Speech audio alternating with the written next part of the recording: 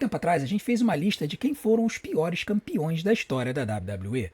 E, é claro, os pedidos para que a gente fizesse uma lista com as piores campeãs veio muito rápido. E como a gente aqui no canal é muito justo, a gente resolveu trazer as piores das piores. Então, no vídeo de hoje, nós estaremos listando as 10 piores campeãs da história da WWE. E o número 1 vai chocar vocês. Mas antes da gente acompanhar o vídeo, não deixe de fazer tudo aquilo que a gente tem pedido para ajudar o nosso canal. Deixe seu like, se inscreva no canal, ative o sininho para receber as notificações dos nossos próximos vídeos, deixe o seu hype e, acima de tudo, assiste nossos vídeos do começo ao fim, porque isso ajuda o YouTube a continuar a divulgar o nosso canal para que a gente possa se tornar um dos maiores canais de luta livre em língua portuguesa do mundo. E a gente conta com vocês nessa jornada. Então fique agora com o vídeo das 10 piores campeãs da história da WWE. Fala galera, tudo beleza? Meu nome é André, eu sou fã de luta livre há mais de 30 anos, ou como a galera me conhece, o tiozão da luta livre. E no vídeo de hoje nós vamos falar sobre o suprassumo, ou melhor, talvez o chorume das piores campeãs da história da WWE. E desde já eu quero deixar claro que a WWE ela utilizou muito mal as lutadoras ao longo do tempo. Só recentemente, a partir da metade dos anos 2010, é que as lutadoras começaram a ser valorizadas na companhia. Porém, a gente não tem como descartar esse período anterior a 2015, porque foram lutadoras que são reconhecidas hoje como campeãs mundiais da WWE.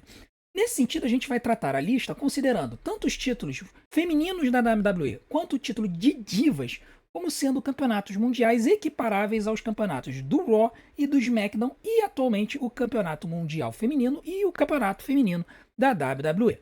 Então, desde já eu quero dizer que alguns nomes que vão aparecer aqui são, infelizmente, produto dos tempos em que elas lutaram. Mas a gente não tem como se furtar a avaliar esses reinados, avaliando também o reinado. Então vai acabar sendo um vídeo que vai também ser um pouco de história da divisão feminina da WWE. Em 10º lugar da nossa lista está uma lutadora que é recente, que já fez parte dessa nova geração das lutadoras da WWE, mas cujo início do reinado aconteceu de forma extremamente controversa e que o reinado foi muito pouco aproveitado. E nós estamos falando do reinado da Carmella como campeã do SmackDown. A Carmella, ela era uma lutadora promissora, ela tinha carisma, tinha aura, ela veio da NXT com um bom hype e ela acabou sendo bem aproveitada logo no começo da sua jornada no main roster, quando ela ganhou o primeiro Money in the Bank feminino, que foi um marco para a companhia. Só que a forma como ela ganhou esse Money in the Bank foi desprezível, porque na verdade o par romântico dela, James Ellsworth, resolveu subir a escada, pegar a maleta e jogar para ela que estava caída no chão.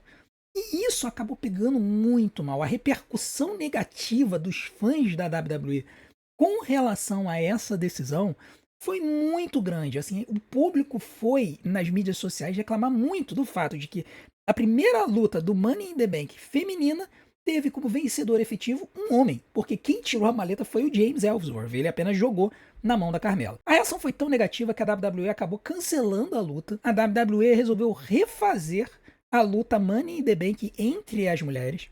E nessa luta, a Carmella venceu, apesar de ter tido uma interferência do James Ellsworth, bem parecida com o que aconteceu no Money in the Bank. A interferência ela foi refutada pela Becky Lynch e depois, posteriormente, a Carmella, pelos seus próprios esforços, acabou ganhando a maleta do Money in the Bank. Uma coisa que a gente precisa valorizar na vitória da Carmella é que ela foi quem manteve a maleta por mais tempo. Ela ficou com a maleta por 287 dias. E ela só utilizou a maleta depois da WrestleMania 34, no SmackDown pós-WrestleMania 34, quando ela usou a maleta na Charlotte Flair, depois da Charlotte ter sido atacada pela Billie Kay e pela Peyton Royce, as famosas Iconics. E aí ela permaneceu com esse título por cerca de 131 dias. Qual é o grande problema dessa defesa, desse período? É que ela acabou novamente se envolvendo com o James Ellsworth. Ela havia acabado com ele depois de ela ter ganho a maleta, mas ele acabou voltando com ela e ele começou a interferir nas lutas que a Carmella lutava. Então, muitas das vitórias da Carmella como campeã tiveram como interferência o do James Ellsworth, o fator decisivo para que ela ganhasse. E isso estragou muito o title reign dela. Ela acabou permanecendo com o título por 131 dias e aí ela acabou, assim, perdeu duas lutas non-title, uma para Charlotte Flair, outra para Becky Lynch. Elas acabaram fazendo uma triple threat no SummerSlam de 2018, a Carmella, a Becky Lynch e a Charlotte Flair. E aí a Carmela perdeu o título depois que a Charlotte derrotou a Becky Lynch, né? Então, assim, a Carmela acabou sendo completamente esquecida desse cenário. E depois disso, ela chegou a desafiar a Charlotte Flair pelo título, não ganhou. Ainda chegou perto algumas vezes do cinturão, mas nunca mais conquistou. Por isso que a gente considera que a Carmela foi uma das piores campeãs da história. Primeiro porque ela ganhou o cinturão ganhou o acesso ao cinturão da forma mais esdrúxula possível, ganhando Money in the Bank daquele jeito. Segundo, e quando ela ganhou o título, as suas defesas foram influenciadas pela interferência de um homem, né, que acabou ajudando ela a manter o título.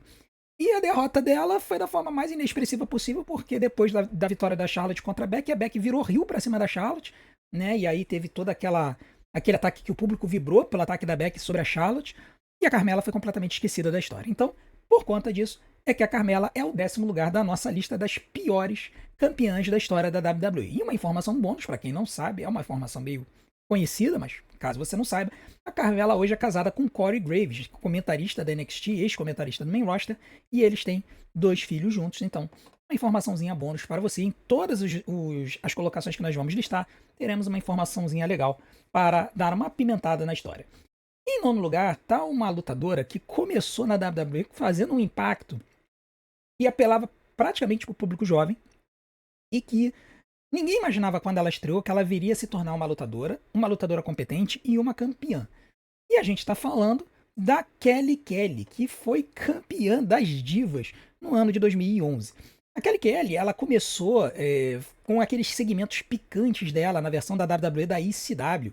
Quando ela, com apenas 19 anos, ela vinha pro stage da ECW e começava a fazer um striptease. Né? Uma coisa meio doida, mas a WWE ela se aproveitava da beleza dela para isso. Depois ela começou a lutar regularmente no ringue e a melhorar. Ela começou a ter qualidade e as pessoas perceberam essa evolução dela. E aí, quando foi no dia 29 de junho de 2011, depois de ela rivalizar por um tempo com as Irmãs Bella, ela foi escolhida pelo público, foi escolhida porque a gente sabe que essas escolhas sempre são macetadas pela WWE, para enfrentar a campeã das divas, a Brie Bella, num show Power to the People, onde o público podia escolher algumas coisas. Ela venceu a luta, conquistou o título da Brie Bella e ela manteve o título por apenas 104 dias. Nesse período, ela derrotou a Brie Bella uma vez e derrotou a Beth Phoenix 2 vezes, antes de perder o título para Beth no pay-per-view Hell in a Cell de 2011. E, assim, por conta do seu reinado curto e por conta das suas poucas defesas, é que a Kelly Kelly acaba aparecendo no 9º lugar da nossa lista de piores campeãs da história da WWE. E uma informação bônus interessante é que muita gente estranha por que ela foi chamada de Kelly Kelly, né? Por que repetiu o raio do nome dela? O nome dela era para ser Kelly. Ela revelou isso anos depois. O nome original dela era para ser Kelly, apenas. Só que o velho da WWE, né, o Vince McMahon, não gostou e resolveu dobrar o nome dela, chamando ela de Kelly Kelly. Então, tá explicado, né, uma coisa que eu só vim a descobrir recentemente, que a Kelly Kelly teve o nome dobrado por causa do velho da WWE, o Vince McMahon. Então, tá aí o nosso 9º lugar da lista das piores campeãs da história da WWE. E o 8º lugar da nossa lista é ninguém mais, ninguém menos do que a lutadora que a Kelly Kelly derrotou. Uma lutadora que ganhava as suas lutas basicamente por conta de uma troca que ela fazia com a sua irmã gêmea. E nós estamos falando da Brie Bella. Talvez a pior team song da história das lutadoras da WWE, talvez até da história da WWE. Aquela team song Brie Mode é de esganar qualquer um, dá uma raiva aquela música. Mas o fato é que a Brie Bella, quando ela estreou na WWE, ela estreou basicamente por conta da beleza dela e da irmã. Para quem não se lembra, ela participou daquele show Procurando Divas, Divas Search, o programa original, e que foi daí que surgiu essa brand, essa marca das divas da WWE. Ela não passou nem da fase de seleção para o programa, mas ela e a irmã foram selecionadas para um contrato com a WWE. E elas começaram a treinar, treinaram na OVW, e também... Eu acho que elas não chegaram a treinar na FCW, mas na OVW com certeza.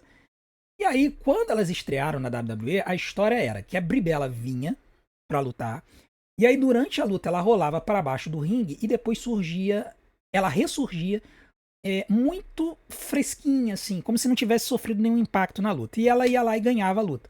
E depois de um tempo se descobriu que, na verdade, quem estava debaixo do ringue era a irmã gêmea dela, a Nikki Bella. Então elas usaram essa história durante um tempo dessa troca para favorecer a que elas ganhassem as lutas, né? Porque a Brie Bella servia de saco de pancada e a Nikki Bella ganhava a glória. Isso acabou ficando bem claro depois de um tempo que a Nikki era a melhor lutadora das duas, mas surpreendentemente quem teve a primeira chance de vencer o título foi a Brie. Ela acabou ganhando o título das divas no dia 11 de abril de 2011 numa luta contra a campeã Eve Torres. E aí ela se tornou a primeira gêmea dela a conquistar o título das divas. Depois a gente sabe que a Nikki acabou tendo muito mais sucesso nesse meio, mas a Brie foi a primeira. Depois disso, ela defendeu o título no pay-per-view Over the Limit contra a Kelly Kelly, após fazer a troca com a Nikki Bella debaixo do ringue. Porém, no dia 20 de junho, ela acabou perdendo o título para Kelly Kelly nesse Raw especial Power to the People. Então, por conta disso, por conta de ela ter passado pouco mais de 2 meses como campeã e tendo recebido ajuda da irmã Nikki Bella nessas trocas, nesse período, é que a Brie Bella acaba com o 8º lugar como uma das piores campeãs da história da WWE. E uma informação bônus sobre a Brie Bella é que ela é casada com Daniel Bryan, né, que é o Bryan Danielson que lutou na AEW, e ela está para voltar à WWE, né? As notícias são de que ela vai lutar com a sua irmã Nikki no Evolution, que vai acontecer em julho, no dia 13 de julho. Nós estamos gravando esse vídeo no dia 19 de junho. A gente não sabe ainda se essa luta vai acontecer ou não, porque essa luta era para acontecer pelo campeonato de duplas contra a Liv Morgan e a Raquel Rodrigues, mas a Liv Morgan acabou de se contundir no Monday Night Raw, então o cenário ficou meio nebuloso. Mas as informações que estavam sendo ditas é que a Brie Bella iria voltar para fazer uma dupla com a Nikki.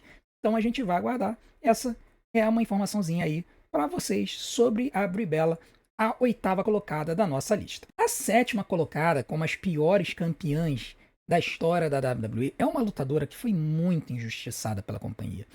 Ela foi contratada para tentar alavancar a divisão, que estava praticamente morta. Porém, a forma como a WWE usou ela foi desprezível e, mais uma vez, sinônimo dos tempos. E nós estamos falando da Bertha Faye, que foi campeã feminina da WWE em 1995. A Bertha era conhecida como Ronda Singh e era uma lutadora poderosa e competente que tinha origens na luta no Japão e no México. E aí ela estreia na WWE no Raw After Mania de 1995, atacando a campeã Alundra Blaze. A ideia original era que ela tivesse uma feud com a Bull Nakano, mas a Bull Nakano acabou sendo mandada embora da companhia porque foi pega com posse de drogas.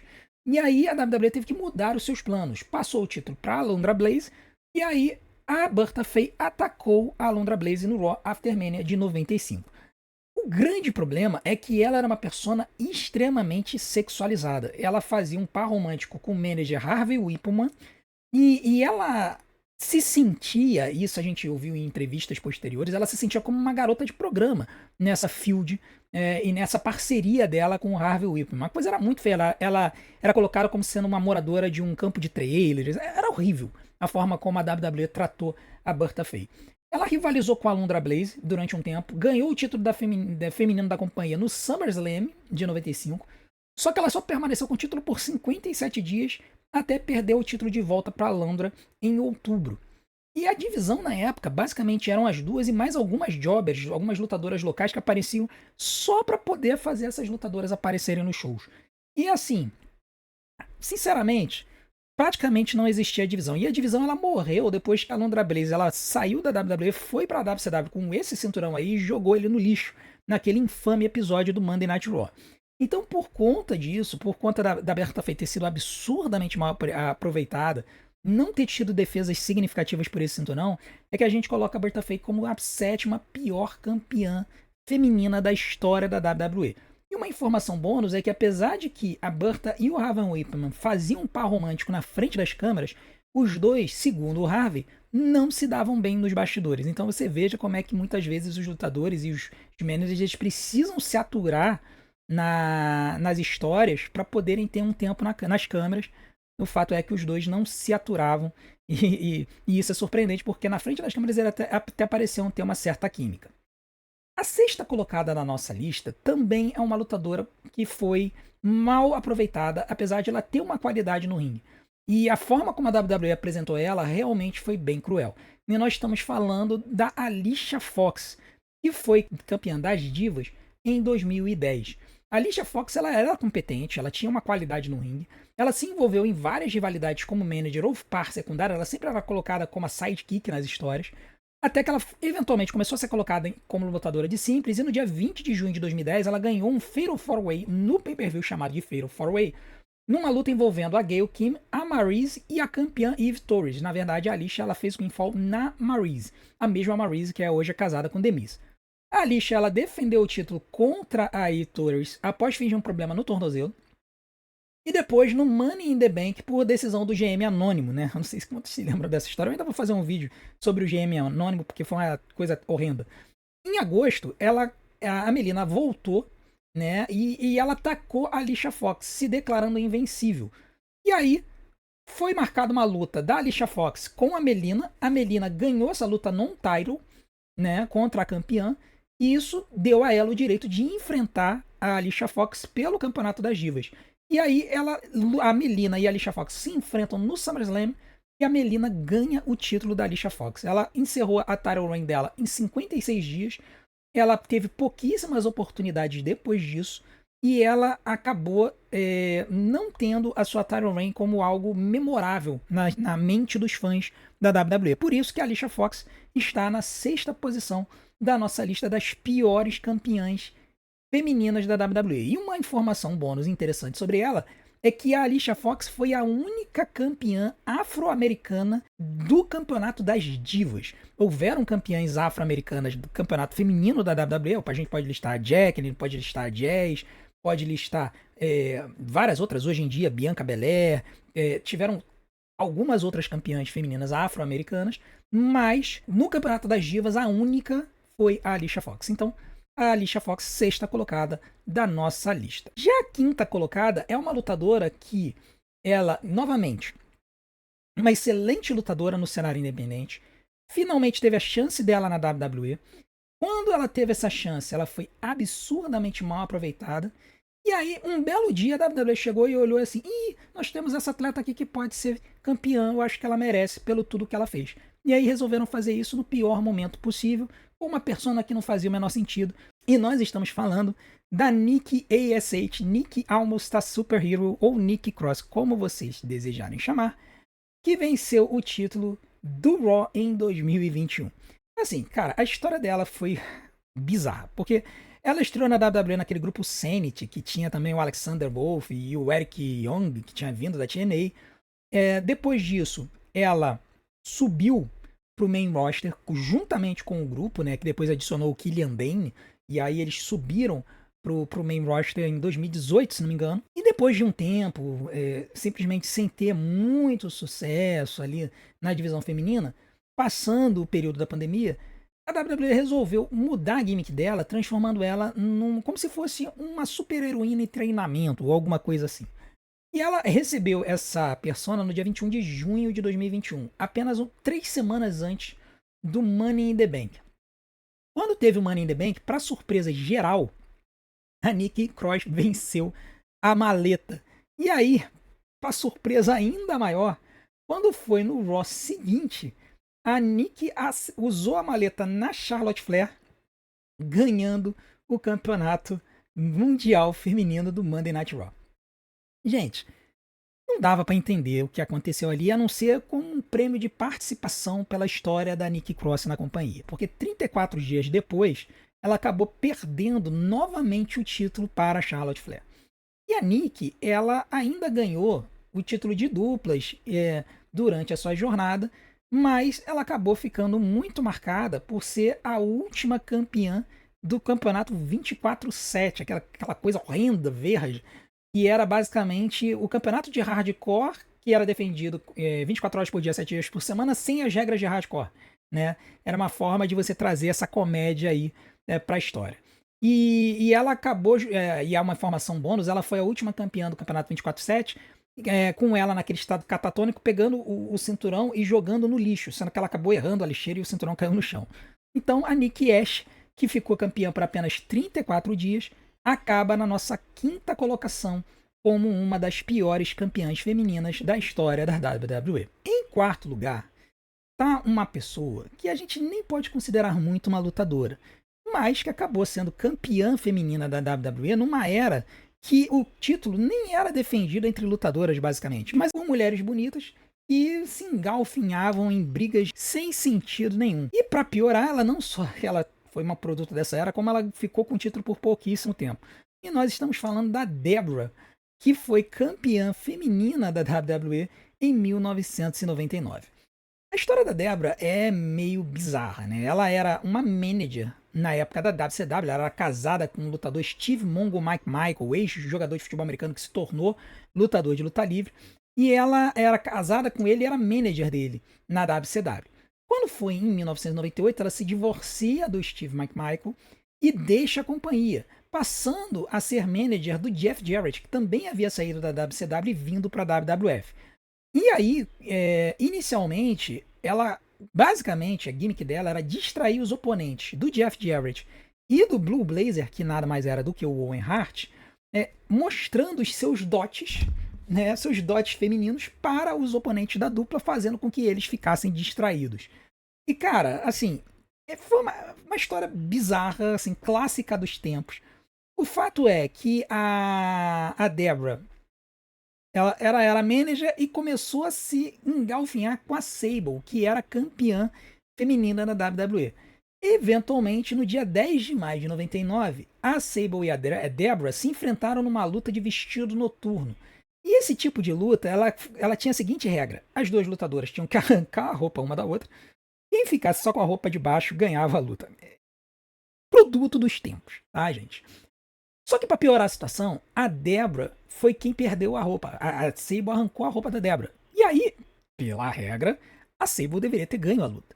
Só que o Shawn Michaels, que era comissário da WWE na época, veio para a arena e reinterpretou a regra, dizendo que quem perdesse o vestido ganhava a luta, o que não fazia sentido nenhum. Porque a lutadora poderia ter simplesmente ter tirado a sua roupa e ter ganho a luta.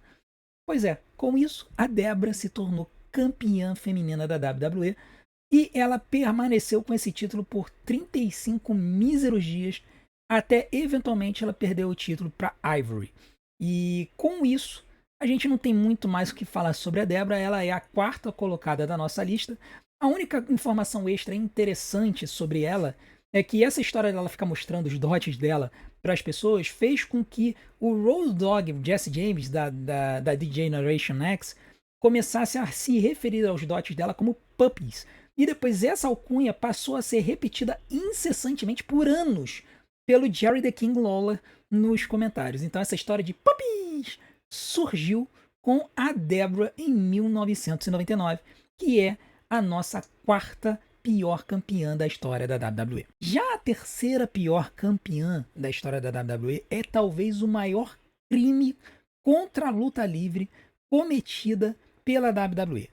Uma coisa que até hoje não dá para entender o porquê aconteceu e depois, pelo resultado que a gente vê como que a WWE dropou a bola e cometeu assim um dos maiores pecados contra si mesma. E a gente está falando de primeira lutadora que foi campeã feminina da WWE na sua estreia. Muita gente acha que foi a Paige que derrotou a AJ Lee para o título das divas quando ela estreou no main roster, mas não. A primeira lutadora a ganhar o título na sua estreia da WWE foi a Gail Kim, que é a terceira colocada do nosso ranking. E, gente, olha só. A coisa é muito séria. A Gail Kim, ela havia treinado no Canadá. Depois ela passou 8 meses na UFW. Ela era uma lutadora que estava à frente do seu tempo. Ela conseguia ter mais qualidade do que todas as outras lutadoras da divisão da WWE juntas. Apenas a Mickie James, a Lita e a Trish Stratus chegavam perto dela. Mas a Gail Kim conseguia ser mais completa do que elas. Ela tinha uma fluidez no ringue impressionante para alguém que estava na jornada há pouco tempo. E ela tinha um potencial enorme. Tanto é que a WWE fez uma série de vinhetas ao estilo Matrix para poder apresentá-la. E aí no dia 30 de junho de 2003, ela estreou utilizando essa vestimenta ao estilo Matrix. Ela lutou numa Battle Royale com 7 lutadoras, porque a Jazz, que estava contundida, teve que dropar o título. E aí, simplesmente, na sua estreia, a Gail Kim ganhou a Battle Royale e ganhou o título feminino da WWE. E assim, gente, quando você olha isso, você pensa, cara, a WWE vai empurrar um foguete nas costas da Gayle Kim, né? Pois é, não foi o que aconteceu. Ela ficou com o título por apenas 28 dias. Ela ganhou uma luta contra a Molly Holly, que havia sido a pessoa que havia trazido ela para a WWE, pedido fitas e tudo mais, quem descobriu a Gayle Kim. E aí, depois, uma semana, ela acabou perdendo o cinturão para a própria Molly Holly. Então, assim, foram 28 dias como campeã. Assim, uma coisa inexplicável, porque ela era uma exímia lutadora e a WWE não deu tempo para ela. Depois disso, a Gayle Kim serviu basicamente como jobber das estrelas. Ela começou a ser colocada nas lutas para fazer boas lutas, mas no final das contas ela perder. E aí, cara, isso acabou irritando tanto ela que quando foi no dia 19 de outubro de 2004, ela foi colocada numa Battle Royale no pay-per-view Taboo Tuesday. Aquele pay-per-view infame que teve acho que 3.000 pessoas na arena. Tão ruim que foi. E ela estava escalada para praticamente não fazer nada. E ela se irritou tanto que ela resolveu rolar pelo ringue e se eliminar da luta. Na época, as Battle Royals femininas, as lutadoras eram eliminadas se elas simplesmente saíssem do ringue. Né? Podia ser por baixo da corda, ela era eliminada. E aí a Gayle Kim simplesmente rolou para fora do ringue assim que o sino tocou e se eliminou da luta, de tão irritada e frustrada que ela estava. Algumas semanas depois ela foi mandada embora da WWE e aí ela acabou tendo esse reinado curtíssimo como sendo seu único reinado na WWE, num dos maiores crimes que a WWE cometeu consigo mesma, porque a Gayle Kim acabou se revelando uma excelente lutadora. E por conta disso é que a Gayle Kim é a terceira pior campeã da história da WWE. E uma informação extra é que depois de ela sair da WWE, ela rodou um tempo no cenário independente, acabou indo pra TNA e lá, mostrando a sua extrema qualidade no ringue e no microfone, ela se tornou uma lutadora lendária, ganhando 7 vezes o campeonato das Knockouts, que é a divisão feminina da TNA, e acabou entrando no Hall da Fama da companhia em 2016. Até hoje, a Gayle Kim é considerada uma das melhores lutadoras da história da luta livre. Tamanha a qualidade dela. Então, por conta disso, por conta dessa dropada de bola, realmente não dá pra entender. É uma das decisões que até hoje eu não entendo a WWE ter tomado. Gayle Kim, terceira pior campeã da história da WWE. A segunda pior campeã da história da WWE foi um caso tão bizarro que eu quase não botei ela na lista. Eu ia botar ela como uma campeã transicional. Mas, cara, foi tão esdrúxulo, tão estúpido, tão idiota o que aconteceu, que eu tive que colocar ela aqui. E nós estamos falando da Jillian Hall, que foi campeã das divas em 2009. Tá? Assim, vamos colocar algumas coisas aqui. A Jillian Hall originalmente não era lutadora. Ela era uma manager. Inclusive, ela vinha com um troço aqui assim, uma massa estranha no rosto, pela qual ela era conhecida. Ela permaneceu com aquilo até ela se envolver numa história com o JBL contra o Boogeyman. E aí, nessa história, o Boogeyman foi lá e comeu essa massa da Jillian Hall, deixando o rosto dela limpo e mostrando que assim, aquilo não era da pele dela, era apenas uma maquiagem. Depois disso, ela ficou um tempo fora. Quando ela voltou com uma persona de uma cantora desafinada. Assim, foi só traste atrás de traste. A Jillian jamais deveria ter passado sequer perto de um campeonato feminino. Só que quando foi no dia 12 de outubro de 2009, a Jillian Hall enfrentou a Mickie James, que era uma das melhores lutadoras da WWE, até hoje uma das melhores lutadoras da história da WWE. E aí, nesse show, ela derrotou a Mickie James e ganhou o título das divas. Mas ela não só ganhou o título das divas e essa informação bônus dessa escalação, ela derrotou a lendária Mickie James em apenas 1 minuto e 15 segundos. E aí, cara, ainda por cima ela derrotou com um rolamento da morte, com o pé nas cordas que o idiota do juiz não viu. Então, assim, a Jillian Hall foi e se tornou campeã das divas da WWE. E por que ela tá no segundo lugar? Porque simplesmente, 2 minutos depois, veio a General Manager convidada da noite e ela chegou e disse: olha, nós fizemos uma troca do SmackDown pro Raw e eu queria apresentar a nova lutadora do Monday Night Raw. Quem veio? Melina. Melina, uma das baluartes dessa era da WWE, veio pro ringue para desafiar a Jillian Hall pelo título de forma inexplicável. Ela veio do SmackDown pro Raw e já ganhou uma luta pelo título instantânea? Pois é. A Jillian Hall, desesperada, tentando segurar o cinturão das mãos do juiz, o juiz arrancou o cinturão da mão dela. Aconteceu a luta, você não encontra a luta completa no YouTube, pra você ver o tamanho da vergonha da WWE. E no final das contas, a Melina derrotou a Jillian Hall e se tornou a nova campeã das divas. A Jillian deve ter ficado com o título, sem brincadeira, no máximo uns 10 minutos. Se você contar o momento que ela foi campeã, a introdução e a luta. Ela deve ter ficado campeã por 10 minutos. E, cara, não tem o que falar. Não tem defesa. Ah, mas ela foi campeã tradicional. Não importa. A Jillian Hall foi campeã por 10 minutos e é por isso que a Jillian Hall é a segunda pior campeã da história dos campeonatos femininos da WWE. Tá, e aí você deve estar se perguntando assim, André, nós estamos falando de uma lutadora que foi campeã por 10 minutos, como é que ela é a segunda pior? Quem foi a pior campeã feminina da história da WWE, meu Deus do céu? Pois é, teve uma história que foi pior do que essa. Uma história que é o chorume do chorume da Attitude Era. Quando todo mundo fala, a Attitude Era maravilhosa, a gente lembra dessas coisas aqui e a gente pensa assim, não era tudo isso não. Porque a WWE teve a ousadia de cometer o maior crime na história da luta livre feminina, que foi dar o título para um homem. E nós estamos falando de Harvina, ou o Harvey Whippleman, o mesmo Harvey Whippleman que era manager da Bertha Faye, que no dia 31 de janeiro de 2000 acabou vencendo uma luta Lumberjill Snow Bunny, que era uma luta numa piscina cheia de neve. Ele entrou vestido de mulher, se chamando de Harvina, e ele venceu a luta e ganhou o cinturão feminino. Depois da luta, o Michael Cole, novinho, veio entrevistar a Harvina e tava na cara, meu irmão. Era só você ver a cena que você via que era um homem. E aí ele desmascarou a Harvina, mostrando que era o Harvey Whippleman.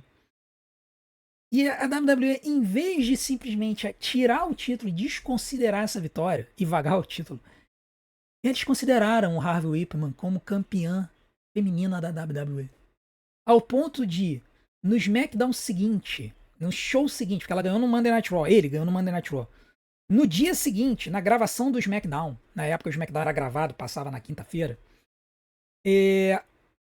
o Harvey Whippleman, sem drag, como homem, defendeu o campeonato feminino da WWE e perdeu a luta para a Jacqueline em menos de 1 minuto. Cara, assim, tem horas que a gente fala assim, a WWE é uma maravilha e tudo mais, mas tem horas que não dá pra defender não. Cara, botar um homem como campeão feminino, foi literalmente isso, campeão feminino da WWE, Harvey Whippleman, não tem defesa. É inexplicável. Harvey Whippleman, até hoje, está na linhagem das campeãs da WWE. Tá lá, se você for procurar na Wikipedia, se você for procurar no site da WWE, for ver a linhagem desse campeonato, o Harvey Whippleman tá lá. Ele é um campeão feminino oficial da WWE. E é por conta disso, cara, que esta pessoa é o primeiro lugar da nossa lista das piores, ou piores, os piores, acho, eu não sei o que é, campeões ou campeãs femininas da WWE. Coisas da Attitude Era que não tem defesa.